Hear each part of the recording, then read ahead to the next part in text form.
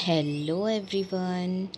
आज ये वीडियो मो ओडिया रे बनाया जाऊँगी कहीं ना बहुत जन को शायद ओडिया माने हिंदी बुझी हो नथबो सेतिपाई तो मु भाविली कि आज थरे मु मोर मदर टंग रे वीडियो बनैबी।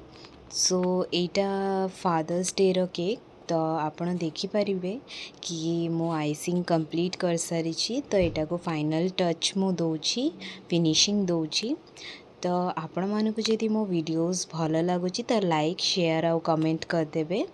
आउ देखंतु मु बहुत जल्दी जल्दी करछि कहीं ना बहुत अर्जेंट ऑर्डर थिला। एटा बहुत लेट रे आसीथिला, फादर्स डे दिन ही आसीथिला, वन डे बिफोर बुकिंग हेई नथला।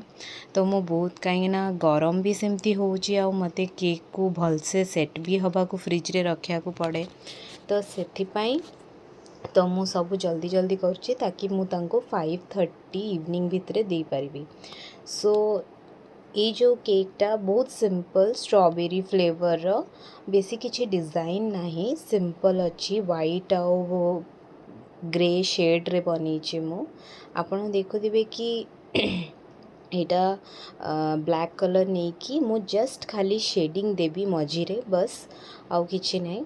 कहीं सी जमती रेफरेंस पिक पठे मुझे हिसाब रे ही सेटा बनाऊँगी। तो देखंतु जस्ट एमती शेडिंग करिकी मु छाड़ी दउची।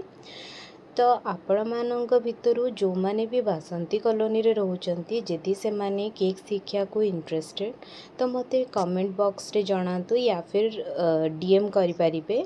मो नंबर आपण यूट्यूब चैनल रु पाई जिबे।